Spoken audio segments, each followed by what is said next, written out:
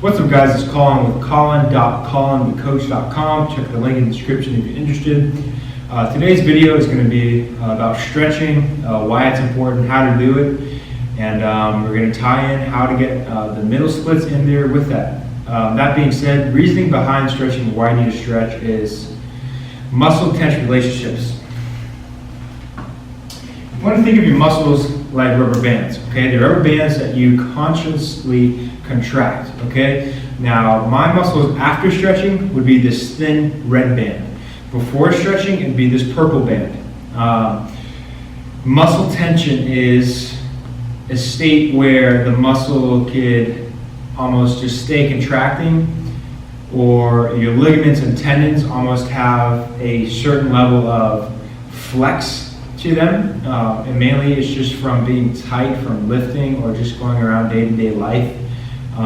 The advantages of being tight and having a high muscle tension relationship, there are some advantages, is you want your joint to track like it's on a railroad, okay? When it gets out of groove, not only are you risking injury to the joint and the cartilage and the ligaments and tendons of that joint, you also are de-grooving the cartilage. That's kind of what happened to me when I was squatting 315. My knee went in like this. I literally heard a loud pop like a day later from squatting, and I was like, whoa, I did something here. That's pretty much the only advantage of having a high muscle tension relationship, along with your IT bands and any kind of ligament and muscle in your body. All the negatives is pretty much chronic joint pain, pain around the joint, and pain at the insertion points of where your ligaments attach bone to bone and where your muscles actually literally attach to the bone. I mean, to where your muscles connect to tendons, to where your tendons literally attach to the bone. I know myself, I used to play a lot of soccer. I had a minor case of not osteoporosis, it was osteoslaughter's disease, or I don't know if it was disease, but anyway, osteoslaughter's. Pretty much below my knees, I had these little welts that I could feel. It almost felt like just like these little rocks, or like this welt right here. I still have a little bit on my right leg. My left one's pretty much all gone. What that is for me is when I noticed when I started stretching, like religiously, like 3 or 4 times a week for 3 months straight, after 5 years of lifting, just going non-stop throughout high school, the welts actually shrunk a lot, and I have a lot less joint pain around my knees. So today I'm going to be going over that. Now, one other thing I'm going to talk about, okay, there's static stretching, there's active stretching, and then there's dynamic stretching. Dynamic stretching would be like an MMA kick, or something explosive to where you're quickly moving that muscle to the maximum range of motion and then quickly getting out of that maximum range of motion. The second one would be active stretching, which is like this.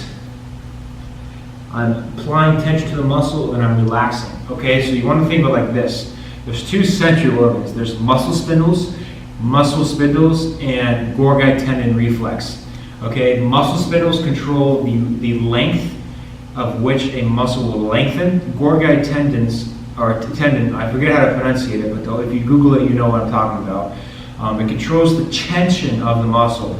That specific sensory kind of deal inside your muscles is saying, hey, flex, flex, flex, flex, flex, flex, tighten up, tighten up, tighten up. And part of it is a safety issue. If you think of it as, if we're fighting somebody, right, and that fight or flight response, if your muscles would relax, you're literally going to destroy your joint. Versus if it goes, okay, tighten up, tighten up, tighten up. You're keeping your joints safe, right? That's why I do active stretching, to kind of loosen up quicker. I'm not saying don't static stretch. I'm saying static stretch after active stretching. That's what I find that works best. The last thing that I'm going to go over, and I'm going to actually start stretching, is drinking water and when to stretch. The frequency at which you stretch per week is completely up to you. It depends on your goals and where your body is right now, and whether or not you need to really spend a lot of time stretching or you're okay. And I can't make that decision just talking to you right now. I have to look at you and assess you. Lastly is when to stretch. When you're going to do this whole routine that I'm going to show you, don't do this routine and then go work out. And don't work out and then do this routine, okay? When you come to stretch and you're going, okay, I have tight muscles, I need to fix my body in a sense, and I need to gain range of motion in my joints that I haven't gotten in weeks to months to years, God knows how long. You need to come in here going, okay, I'm gonna work out by stretching today. We're taking a stretch and we're almost turning it into an exercise. And if you do it properly, you'll loosen up and you're actually going to make gains, aka progress in your goal, whether it be flexibility or to have less joint pain. Doesn't cure joint pain, nothing really cures joint pain. How to cure joint pain is blood flow, diet, sleep, rest, recovery, stretching, mobility, being smart with your training, and programming properly. And nothing will cure joint pain. You only can satisfy it for the moment or be smarter and have less joint pain in the future. If anybody's saying, hey, you cure joint pain, the only thing that I think might cure joint pain is stem cells and cortisol shots. That's about it. Learn that from Bass Ruby. Let's get into the video. I think that covers everything. When you come to stretch, do it as your workout. Spend 45 minutes to an hour stretching. Go home, and if you still want to work out that day, work out 6 hours later. And when you go to work out, you better do a warm-up because you don't want to drag anything up. And for me, especially when you start getting into the advanced level of stretching, when you can do the splits and really bring that muscle tension relationship down to almost zero, it's almost unsafe to go into the squat and deadlift because literally your joints can go 360 in any range of motion, and you just feel so not ready to perform. That's my recommendation. Let's get into stretching. Guys, the other thing that I wanted to mention is when you stretch, you do not go to 10 out of 10 maximum range of motion. You want to stay between a 6 and a 7. What I mean by that is this. If this is a 10 out of 10 for me, this is as far as I can go, I'm going to pull back to here, and I'm going to stay in between a 6 and a 7. I'm either going to do static hold or active stretch like this. Notice how I'm not touching my toe. This is a 10 out of 10. I'm going to pull back a little bit. When you're just banging to this and go, that's not really telling your muscle to go, relax, loosen up. When you stretch, you want it to be relaxing. You want it to be okay. This is a safe range of motion. My muscle can relax. My joint's not going to get hurt. If you're going, and you're wincing in pain on your face and you're not breathing properly, you're never going to loosen up. Pro tip. Just going to start off, we're going to go into a sitting hamstring stretch. First one is going to be a basic hamstring stretch. Go side to side. Now notice how I'm relaxing. Again, this goes back to muscle spindles and work right tension, relaxing, and now I'm applying tension. Applying tension when I lean forward, I'm pushing my heel into the ground, and I'm relaxing. Push the heel, relax.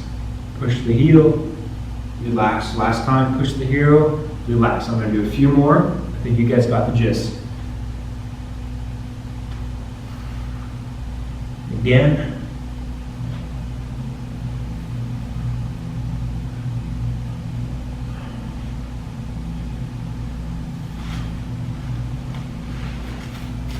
Notice my back while I'm doing this. That's why I tuck my shirt in. My back's not like this. I'm letting my back curve. It's not this. It's not this. It's this.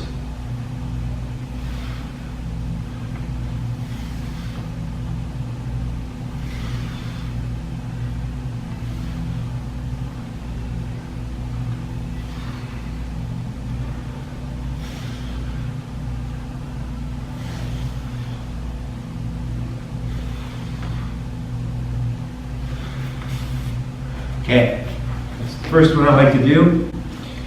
The second that we're going to do is called the Pigeon Stretch or the 90-90. Now, some of you guys might have to keep your knee in. Here's a cue. If I go like this and I make my front leg a 90-degree angle and my knee's lifting like this, so exaggerating, If it's like this, that means you need to go like this and stretch like this first, then move out to here to a 90-degree angle. This is the beginner stretch, intermediate, advanced. Notice how my foot is turned duck-footed outside, and it's not like this, it's like this. So I'll start here for demonstration purposes. I really do not need to do this. I'm going to do the same thing. Side to side. I'll work inner, and I'll work outer. And go at your own tempo. You can go slow or you can go quick. And while I'm leaning down, I am pushing my knee into the mat like this, like my tricep. Relaxing, push, relax, push, relax, push. I'm going to switch to this one because I don't need to do that one.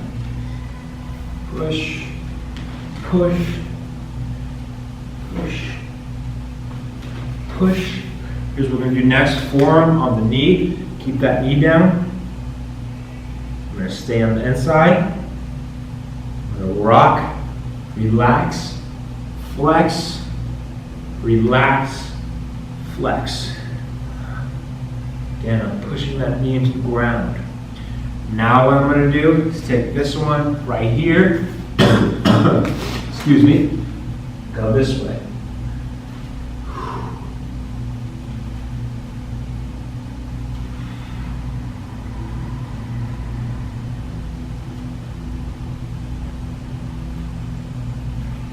Same thing on this leg, make it even. Here's a quick tip. If you guys are short on time and you're not really looking to make flexibility progress, stretch like at least once a week. I like to do it on my Sundays.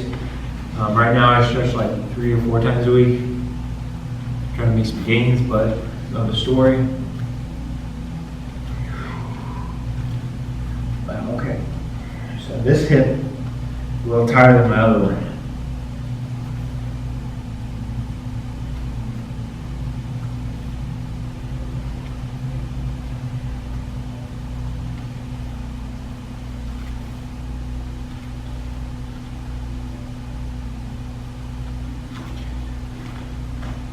Go.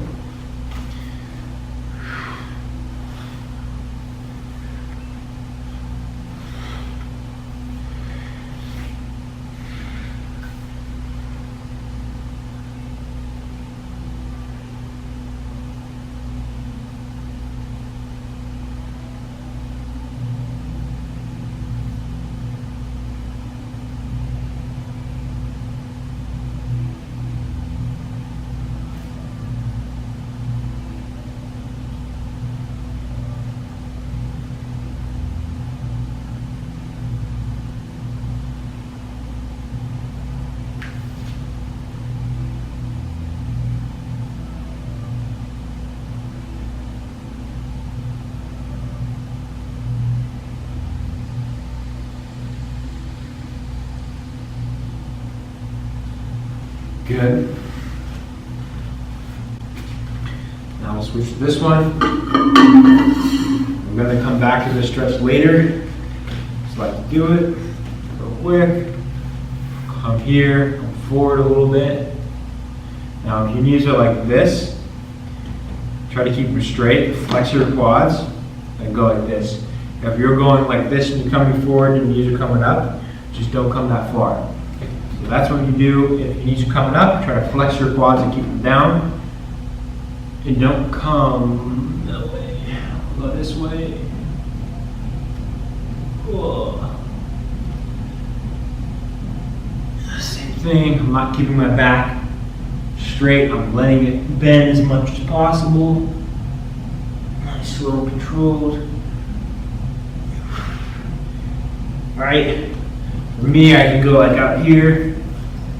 For you guys, you might have to stay a little closer. And just come, chunk up down as far as you can. Touch your leg. Same thing over here. You come this way.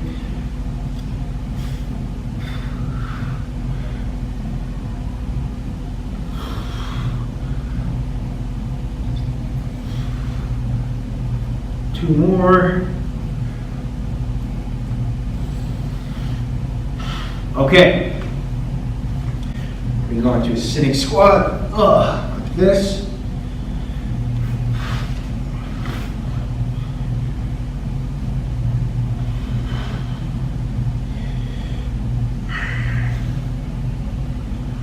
Now, this is like a basic human movement.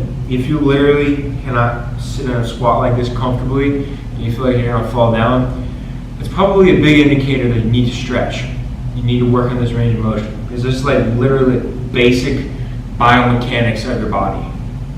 You should be able to do this. If you're not, then you should fix it.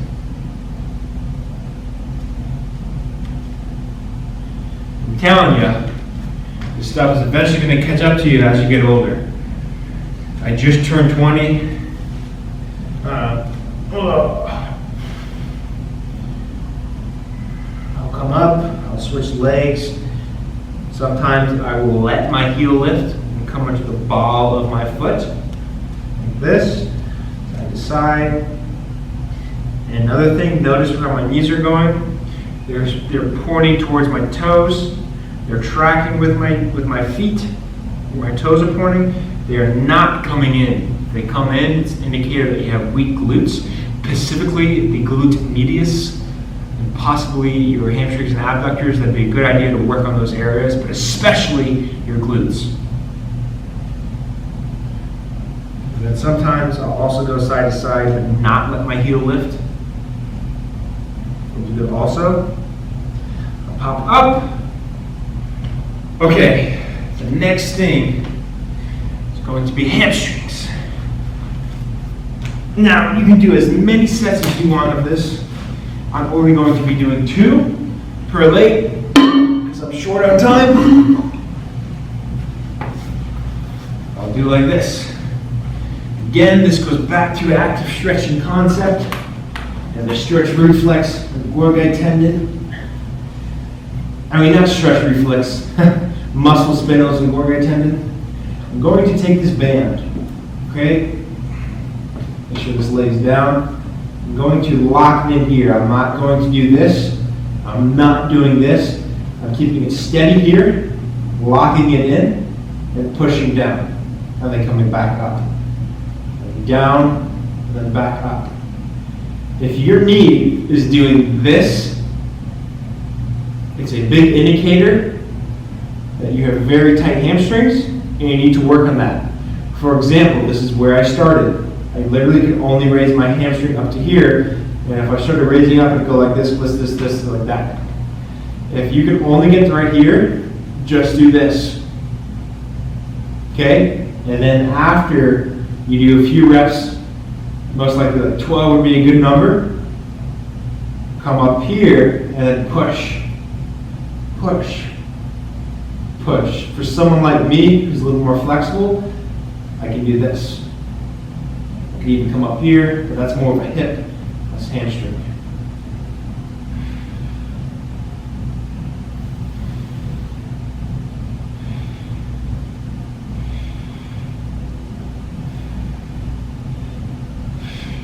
It's good for me.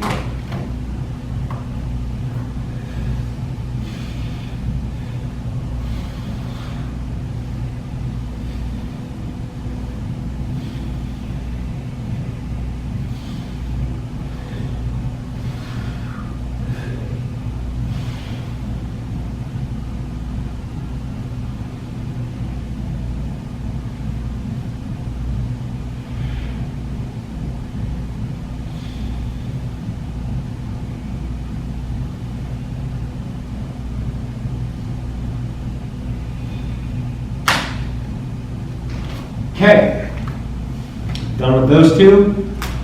Now, moving to the purple band. Purple band is a lot stronger. If the red band is challenging, stay at the red band. The red band is ridiculously easy for me, so I'm going to graduate to the purple band. To come here, mid-foot, to pull, same exact thing. I'm going to do 5 middle.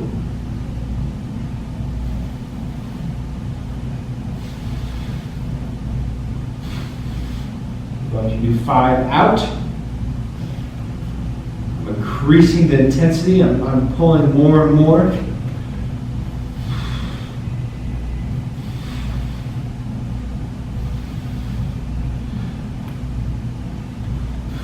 Now what I'm going to do, I'm going to push, push, push, cross. I'm going to come across this way. Notice my back.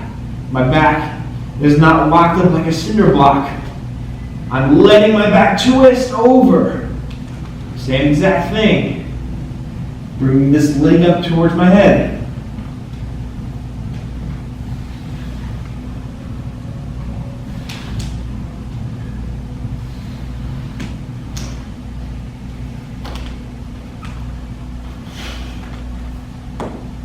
That looks like this. Like this.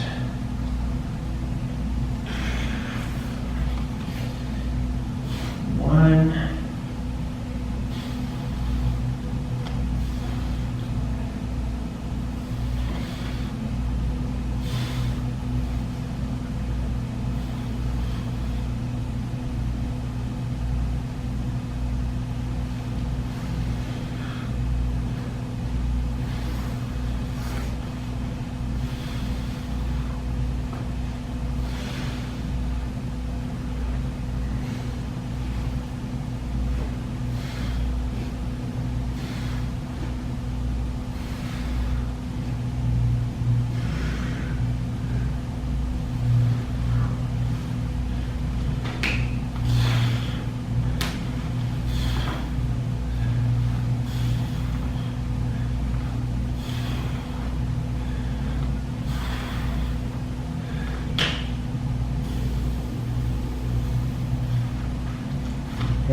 At the end of each straight, out, and across, I'm applying a lot of tension, and then I'm pushing down. It's almost like a static stretch or a very hard static hold.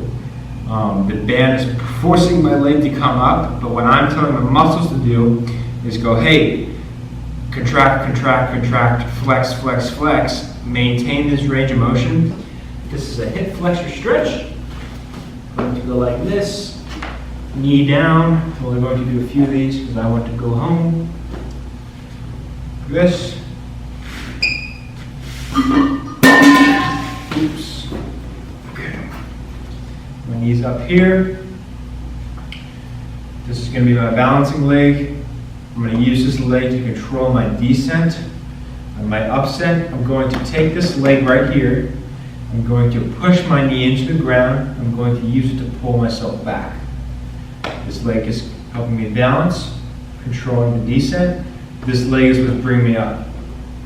I'm using this muscle, the hip flexor. Hip flexor is complex, but just think when you're doing this exercise, you should be feeling it here. You can do this, you can do circles, like that. I do them a lot slower than that. Controlling tempo, holding it. I'm coming forward, control the descent, use this hip to pull myself back. That's a hip flexor stretch right there. Hamstring stretch, I do this one. Notice the shins, notice the knees. I'm down here, I'm here. You can go that way, I do this stuff. Use your glutes, squeeze your cheeks together. It's a hip hinge movement.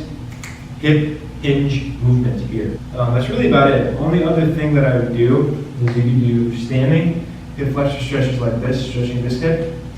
You can also do standing calf stretches. Notice my heel. My heel is touching the ground. It's not lifting.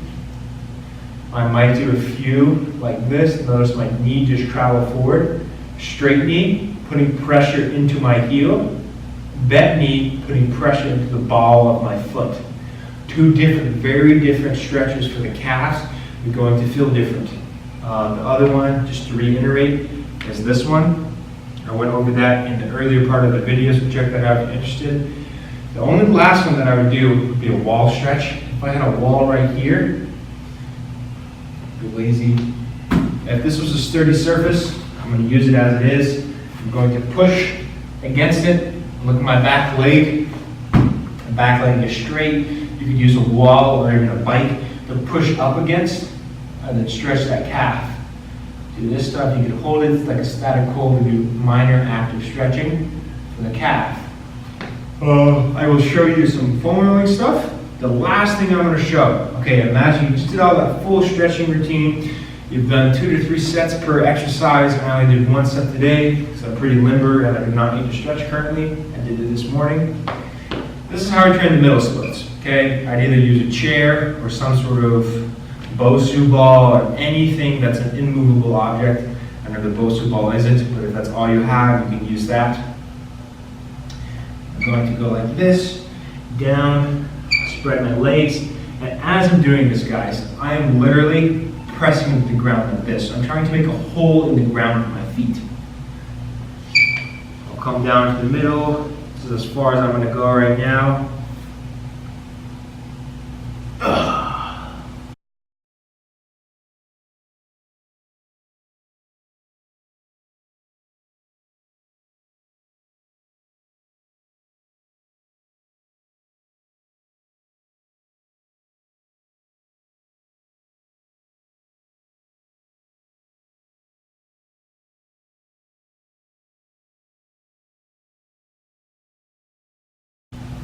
That's also a good stretch.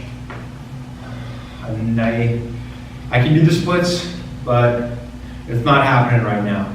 You can check out my split video that I linked in the description if you want to learn how to do the splits. Just like deadlifting 300 pounds, you have to warm up for it. This was a great warm up, but I'm just currently not mentally ready to do the splits, and I'm giving my knees a rest. And the only thing I have forgot is the quadriceps. Now there is this stretch that everybody knows. I'm not a fan of this personally. I think there's better stretches other than that one. There is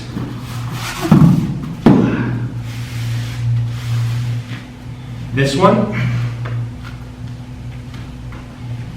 I know some of you are going to have trouble doing this. Put this one back. I'm going to sit on my leg, but I'm not. I'm going to jack up your ankle. I might roll inside on top, inside on top. I might roll outside on top, outside on top. I might even come forward like this and sit on it. I can go 2 legs and sit like this. Come up. If you cannot sit like this comfortably, just go from here to here to here. That's another good one. Some advanced movements would be something like this, where you're actually laying down. Another advanced movement would be having one leg like this, coming down like this. And then I'm going to squeeze my butt cheeks together, specifically this leg right here. And that's going to apply more pressure on the hip flexor and quadricep. Right through here. Flexing my butt. Squeezing my butt cheeks together. What I'm going to do with this ankle stretch is I'm not going to go like this, okay? I want to take this leg right here. I'm going to put this knee on this calf, like this. Right, so now I've created space, and I'm like this. There's no space for me to stretch. Put this one here, resting the knee. I'm going to take this hand. I'm going to put it on my Achilles tendon. I'm going to push down, like gravity, into the floor. Or I might even put my palm onto my heel. Or I might even do both at the same time. Then what I'm going to do is this ankles is a static stretch. Yes, you can move it and wiggle a little bit. If you prefer that, then do that. If not, don't do it. What I'm going to do next is I'm going to take this. I'm going to rotate my ankle inward. Stretch the inner part of my ankle. Wow, that actually feels really good. Roll back out, and I'm going to come over here, rotate my body, and I'm going to push this way. I'm going to rotate in. Here's actually even a better one for the outside of your ankle. I'm going to go like this. I'm going to take this hamstring, or my upper thigh, smush my foot, so my foot's gonna stay sturdy. Take this hand and pull up. Now I'm stretching the outside of my ankle. Get a formula as such. Put it down over here. Take this one. Boom. Good. Gonna be the glutes. Such. Upper part of your glute into the lower back is your glute medius, which is the top of your butt. Glute medius again controls your knee coming out. So if your knees are caving in on a squat or a deadlift, or just day-to-day life, strengthen your glute medius. We'll go into the lower buttocks. I do not know the full name. I'm pretty sure it's gluteus maximus, which is this part of the butt. Go into the hamstrings, like this.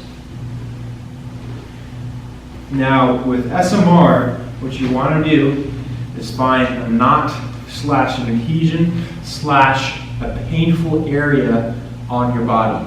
Okay, for example, let's say that right here is excruciating pain. It's a big knot. What I'm going to do is I'm going to foam roll every area around this, then go in that spot. That will help it loosen up quicker, easier, and be 100 times less painful. You have your IT bands, which run from your hip into your knee, connecting bone to bone. You come on the side like this. You're on both legs. You either come forward like this. I might go into the hip flexor up here. I might rotate in, go into the VMO, just down here, aka the teardrop.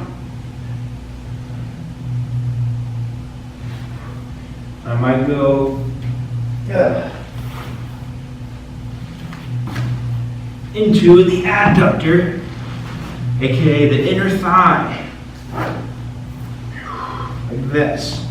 Now ideally, if you guys are actually stretching, spend a lot more time than I am. I'm just showing you where to stretch. You have the calves here, roll on it. I even kind of do this stuff with my feet. That helps. I roll sides. I might do one leg like this and push it in. I'll come on top, do the tibials, roll them out also. They do get tight. You can also use a lacrosse ball or a tennis ball. That helps and makes your legs feel phenomenal. If I had a lacrosse ball right here, I'd be mashing in like this. Just like that. I roll it around. I'd even go as far as I put it on the ground and roll my calf into it. Okay guys, I think that covers all the stretches. We did adductors, we did hamstrings, we did everything. The last thing that I recommend doing is take a lacrosse ball, a tennis ball, a baseball, and roll your feet out. So if you're standing up, put that ball on the ground, have them move your feet around and mash your feet into there. Again, it should not be a 10 out of 10 pain. It should be anywhere from a 6, anywhere from a 6 to 7, maybe even an 8 pain. Anyway guys, hope you enjoyed the video. Stretch because it's healthy for your body and your joints, and you're going to thank yourself later as you get into an older life, and you're going to want to have good quality of life and not all these jacked up joints. I'll make the upper body stretching video soon, and check the links in the description for split tutorials and other tutorials that you might be interested in. I'll see you next time.